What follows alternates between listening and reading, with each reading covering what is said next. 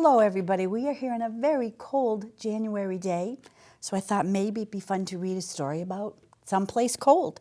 And the title of the book we are reading today is called Turtles Are Found Everywhere on Every Continent Except Antarctica. It is written and illustrated by Todd Sturgill. So we're going to find out some interesting facts as well about Antarctica and about the animals that live there or don't live there. So the first one, this is a turtle. Hello there. Turtles are found on every continent except Antarctica. We'll see about that. They are cold-blooded and cannot survive in a cold, harsh... Hey, where are you going? Antarctica. You can't go to Antarctica. Get back to your page this instant. Bye. Let's forget about the turtle and move on. Oh, look, here's an owl. Owls are found on every continent except Antarctica. Hello there, owl. This is a book of animal facts. Oh, here's a fact. Owls don't like to be disturbed by animal facts.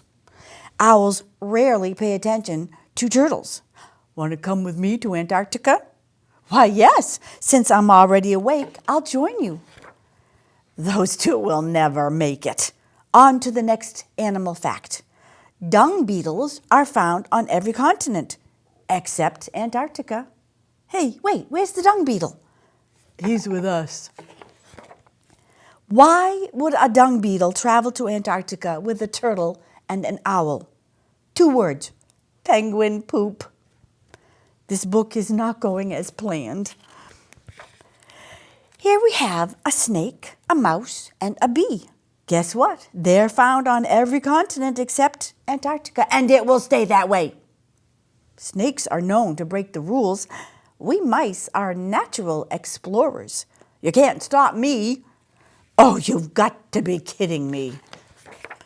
Frogs are found on every continent except Antarctica. This one won't be distracted by a wandering group of rogue animals. Ignore them, frog. Oh, look, new friends. A turtle, an owl, a dung beetle, a snake, a mouse, a bee, and a frog would never travel together on an expedition to the frozen continent, and they certainly couldn't cross the ocean to get there. No boat, no Antarctica. Now, can we please get back to normal? I've got this. This is ridiculous. Pay no attention to those scoundrels. Turtles, owls, dung beetles, snakes, mice, bees, and frogs are still found on every continent except Antarctica. Look at those strange penguins. The coldest temperature ever recorded on Earth was in Antarctica, negative 128.6 Fahrenheit or negative 89.2 Celsius to be exact. It is a bit colder than I expected. There's nothing but ice, snow, and rock. Animals are not accustomed to the howling wind and the bitter cold air. That will they find in Antarctica will be unbearable. The birds here can swim. I can't swim. My dung is frozen. Let's go home. Ha! Like I said, the Antarctic climate is too extreme for these animals. Phew, I'm glad that's over. As long as we're here, let's talk about emperor penguins. Emperor penguins can be found only in Antarctica. Oh, really? Oh, no, not again. Wait for me. So turtles, if you want some facts, are identified by their distinctive shell. There are more than 356 turtle species. The turtles have been around since the time of the dinosaurs, and the oldest turtle in the world was a 255-year-old tortoise named Adwaita. Owls fly silently to sneak up on their prey. Owls don't poop. They eat their prey whole and barf up undigested pieces. Burrowing owls love to eat dung beetles. Uh-oh. Owls can turn their heads almost all the way around, and dung beetles use the Milky Way to navigate. Some dung beetle species roll dung, others tunnel underneath, and some just live inside the dung pile. Dung beetles fly, but not with their dung. Adult dung beetles don't eat dung, they just suck the moisture out of it. Dung juice. Snakes can eat prey bigger than their heads. Snakes smell with their tongues. Snakes do not have external ears for hearing. And pythons are constrictor snakes with 80 teeth, but no fangs. A mouse's tail can grow longer than its body. Mice eat 15 to 20 times a day. Mice can squeeze through a dime-sized hole, and mice communicate through odor, body language, and sound. And bees, as we know, harvest nectar from flowers to make honey. Bees dance to show the hive where to find the food. Bees have a favorite color, blue. And bees create their own air conditioning by fanning the hive with their wings. Frogs have long back legs to help them leap. Male Darwin frogs swallow their tadpoles and later cough up the little frogs. Frogs drink water through their skin. Frogs were the first land animal with vocal cords. And the emperor penguin, well, you won't find them anywhere but Antarctica. They're the largest of all penguins, and the female emperor penguins lay 1 egg per year, which the male keeps balanced on the top of its feet to keep it warm. So there's a little bit about cold things in Antarctica. Maybe we can have one more story about something cold. This is called a photographic fantasy. The author and photographer's names are Carl R. Sams II and Jean Stoic, and it's called A Magical Winter. And it's full of beautiful photographs. As the silent snow bent the evergreen boughs and blanketed the forest floor, woodland creatures found snug shelters. They burrowed into the earthen tunnels and nestled in the cavities within the trees. The morning stillness was broken by a loud commotion from below. A turkey was startled from her nighttime roost.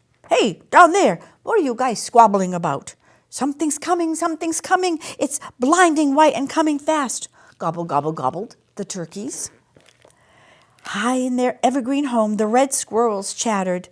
It's here, we saw something white moving through the woods just before dawn." "Wait," called out the blue jay, "you are talking about a snowstorm, right?" "No," the red squirrel chattered, "it's the legend. Don't you know about the legend of the magical creature made of snow?" "Nah, I thought you guys ate too many nuts," squawked the blue jay. "I agree," said the chickadee-dee-dee-dee-dee. As the animals gathered, the storm blew in, covering the forest with snow. And snow, and more snow. "We told you something was coming. Look at all this snow," boasted the turkeys. "We were right." "Oh, I thought it was the magical creature," sighed the red squirrel. "Wait, look, maybe you were right," cried out the blue jay. "There it is." "Whoa, I see it," shouted the turkey. "It's glowing. It is magical." "We thought it was just a snowdrift," chirped Mr. and Mrs. Cardinal. But then it leaped and ran like the wind. "Hey, what was that?" The deer was puzzled. "Maybe he's just one of us, covered with snow." "He's a deer made of snow?" exclaimed the fawn. "Do you think he'll melt when spring comes?" "I'm not sure," chimed in the fox squirrel, "but I know just who to ask. If anybody knows about snow, it's going to be him." "Hey, old friend," whispered the squirrel, "I have a few questions for you. I was wondering, can a deer have blue eyes and be made of snow? Will he melt just like you do when spring comes?" The snowman just smiled and spoke not a single word. "There's no need to worry," called out Mother Doe. "He's one of my 3 fawns. He's not made of snow. He's not going to melt." "What a relief," sighed the fox squirrel, picking up a nut. "Welcome to our woods. I'm so glad you're not going to melt." "Hey, wait," snorted the buck. "Look what's coming now." "Wow, I've never seen a white turkey. Could our forest be enchanted?" marveled the 3 does. "Come join our flock, feathered friend. It's time for a winter celebration. Party, party, party," gobble, gobbled the turkeys. "Hey, let's start with a parade. Everybody line up." The turkeys led the way. "Let's march, left, right, left, left, right, left." The celebration continued until the spring, until the snow in the forest slowly melted away. The end. Then it will be spring, as we're all hoping, and you'll see magical things then as well. So thank you for listening today, and we'll see you next time. Good morning. It's Diane Riley, former second grade teacher, reading The Biggest, Best Snowman by Marjorie Culler and Will Hillenbrand. And this story will show you that it doesn't matter how small you are, sometimes with the help of your friends, you can do whatever you want. Little Nell lived with Big Mama, Big Sarah, and Big Lizzie in a big house in a big snowy woods. Big Mama, Big Sarah, and Big Lizzie had big, blustery voices. They had big, talky friends. They had big, loud parties. When Nell asked, "Can I help?" Big Mama, Big Sarah, and Big Lizzie shook their heads. "No, you can't." They said, "You're too small." "Yes, I can," said little Nell. "And no, I'm not." "No, you can't," they said. "And yes, you are." So little Nell would go into the big snowy woods. She would sit and watch the snow fall from the sky. She would walk under the bare branched trees. She would play with her friends, Reindeer, Hare, and Bear Cub. One day, Bear Cub said to little Nell, "Can you show us how to make a snowman?" "No, I can't," said little Nell. "I'm too small." "Yes, you can," said the animals. "And no, you're not." "But I'm so small," said little Nell. "My family won't let me do anything. I could never make a snowman." "How do you know unless you try?" asked Bear Cub. "We'll help you." Little Nell sighed. "Well, maybe," she said. Little Nell got down on her knees. She carefully patted and matted and batted the snow into a tiny ball. She rolled it and rolled it and rolled it to Reindeer. Reindeer nudged it and nudged it and nudged it to Hare. Hare kicked it and kicked it and kicked it to Bear Cub. Bear Cub rolled it and rolled it and rolled it until it stopped, thud, by the edge of a big icy pond. "Now what?" asked Reindeer. "The snowman needs a middle," said little Nell. "How do we do that?" asked Hare. Little Nell bit her lip. She got down on her knees. She carefully patted and matted and batted another tiny snowball. She rolled it and rolled it to Reindeer. Reindeer nudged it and nudged it to Hare. Hare kicked it and kicked it to Bear Cub. Bear Cub rolled it and rolled it until, thud, it came to a stop. He pushed it on top of the other snowball. "Now what?" he asked. "It needs a head," said little Nell. She patted and matted and batted another snowball. Then she rolled it to Reindeer. Reindeer nudged it to Hare. Hare kicked it to Bear Cub. Bear Cub stuck it on top of the other 2 snowballs. Little Nell and the animals stood back and looked at their snowman. "Something's missing," said Hare. "The face," said Little Nell. "How do we do that?" asked the animals. "I think we'll need help," said Little Nell. She whistled for the birds to come. Crow, cardinal, and sparrow flew down from the trees. "Could you make a face for our snowman?" she asked. Crow fetched 2 pieces of bark for the eyes. Cardinal found an old pink sock for the nose. Sparrow brought raisins for the mouth. Little Nell handed her green scarf to the birds.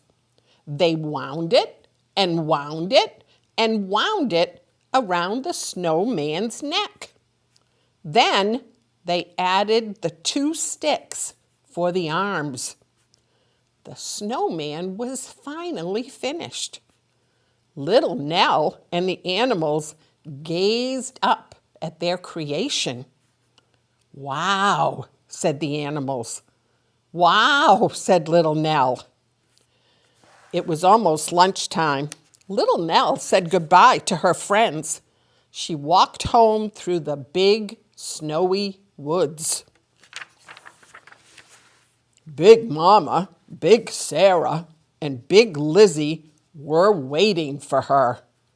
"Where have you been?" they asked in their big blustery voices. "I was building a great big snowman," answered Little Nell. "How could someone as little as you build a great big snowman?" asked Big Lizzie. "Come and see," said Little Nell.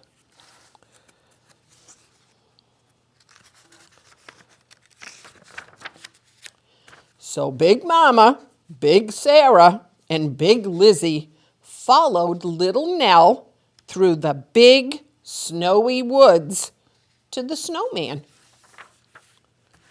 As they looked up, their mouths dropped open and their arms dropped by their sides. "Wow," they said, "you built that?" "Yes, I did," said Little Nell, "with the help of my friends." "That is the biggest, best snowman that ever was," said Big Mama. "Yes, it is," said Little Nell, with a huge smile on her face. "Will you come and help us make a big, yummy lunch?" asked Big Sarah. "No, she can't," said Big Lizzie. "She's still too small." "Yes, I can," said Little Nell. "And no, I'm not." "Yes, you can," said Big Mama. "And yes, you will." Big Mama gave Little Nell a big sloppy kiss. Smooch! Big Sarah gave Little Nell a big squeezy hug. Ooh! Big Lizzie stuck her big nose in the air. Little Nell's friends lifted her to the top of the snowman. Hooray! And that's the story of Little Nell. She worked together with her friends and made the biggest, best snowman ever. The end. Hi, my name's Meg. I'm excited to share with you a story about an adventurous little penguin. This one's for my friends in Colorado who are watching, Nora and Amos. So this is Jonty Gentoo, The Adventures of a Penguin by Julia Donaldson and Axel Scheffler.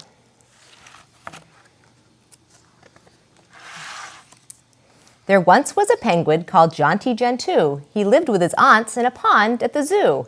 His aunts told a tale of a land far away, and there where the sun shines all night and all day are thousands of penguins who slither and stroll on the snow and the ice all around the South Pole. Was it a story or could it be true? I'm going to go there, said Jonty Gentoo. The aunts were adoring, the keeper was kind, but Jonty Gentoo had escape on his mind. He longed for the snow and he dreamed of the pole. To reach it, he said, is my one dearest goal. His aunt said, grow up, eat your fish and talk sense, but Jonty had noticed a gap in the fence. And one moonlit midnight, he squeezed his way through. It's time for adventure, said Jonty Gentoo. Jonty kept walking as day followed night. He saw lots of poles, but they didn't look right. A flagpole, a barge pole, a pole for a tent. Not one of them looks like the poles his aunt meant. Then, just as his feet felt as tired as could be, he came to a cliff and looked down at the sea. Bright and inviting, sparkling blue. Into the water dived Jonty Gentoo. He swam through the ocean for week after week, flapping his flippers and filling his beak with cuttlefish, jellyfish, codfish, and krill, as the water grew colder and then colder still. Till one snowy day he came up for air. He couldn't help feeling, I'm just about there. And a white frozen wilderness came into view. The land of the penguins, said Jonty Gentoo. But where were the penguins, and where was the pole? He waddled for weeks, but met not a soul. Winter brought darkness, the sun went away, and Jonty felt colder and sadder each day. Matters grew worse when a huge bearded seal decided a penguin might make a good meal. Till a white furry creature appeared and said, shoo! And the seal fled in terror from Jonty Gentoo. Thank you, said Jonty, I did get a scare. My pleasure, replied the enormous white bear. Then added, how else may I help you today? Perhaps, Jonty said, you could tell me the way to the famous South Pole.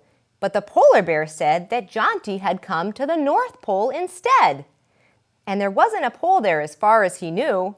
What terrible tidings, said Jonty Gentoo. Winter went by and summer came round. A gray and white tern fluttered down to the ground. Good heavens, she cried, what a curious sight. You look like a penguin, but that can't be right.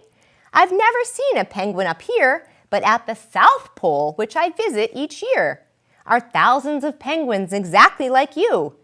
Can you show me the way there? Said Jonty Gentoo. Yes, said the tern, and she took to the air. So Jonty Gentoo said goodbye to the bear.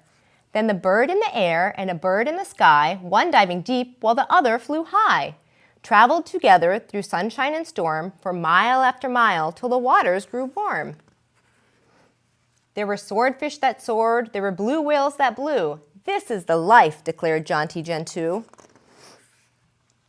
But Jonty grew tired and his flippers felt sore. He found it too hard to keep up anymore.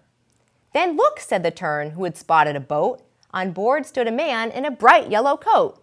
Great Scott, it's a penguin, they heard the man say. Hop in, little penguin, we're going your way. Jonty climbed in and made friends with the crew. So now I'm a sailor, said Jonty Gentoo. At last the boat landed, and there on the shore, black, white, and orange, stood penguins galore. Emperor penguins, majestic and tall, Adelie penguins, quite sweet, but too small. And then round a corner he saw them. Great news! A heartwarming huddle of gorgeous Gentoos. They trumpeted gladly, then stood in a queue and took it in turn to say, how do you do? To brave and adventurous Jonty Gentoo. And half a year later, the tern turned and flew back north to the bear, stopping off at the zoo to visit the aunts who said, ah, and then ooh, when the tern told the story of Jonty Gentoo. Now we have a few facts about the amazing birds. Jonty's story is full of amazing birds. Here the Arctic tern is telling the polar bear about Jonty's adventures. She's flown all the way from freezing Antarctic right up to the Arctic. Arctic terns really do fly incredible distances like this, traveling from pole to pole and back again, almost 25,000 miles.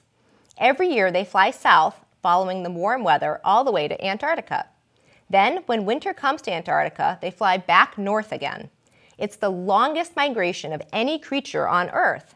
No wonder the tern is such a perfect guide for Jonty on his journey. Penguins are fascinating birds too. There are all sorts of different kinds, including emperors, rockhoppers, adelies, and gentoos, like Johnny. Gentoos are the third largest penguin in the world. They grow up to 30 inches tall, and their long, brush-like tails switch from side to side as they waddle. Gentoos are brilliant swimmers. With their sleek bodies and strong flippers, they're the fastest diving birds on Earth. As Jonty discovered, penguins don't live in the northern half of our planet, so they'd never normally meet a polar bear. They live in the far south, mostly on and around the huge freezing continent of Antarctica. Jonty was sensible to run away from the bearded seal. Although bearded seals wouldn't really eat a penguin, because they only live in the north and eat mainly shellfish, penguins do need to watch out for leopard seals and killer whales. Gentoos cope well with cold weather, but like to raise their chicks in places without much ice, like rocky cliffs and beaches. A daddy gentoo might give a pebble to a mommy gentoo to show that he likes her. They make a nest together out of stones, and the mommy gentoo lays 2 eggs in it. Then she and the dad take turns to keep their eggs warm until they hatch. The end.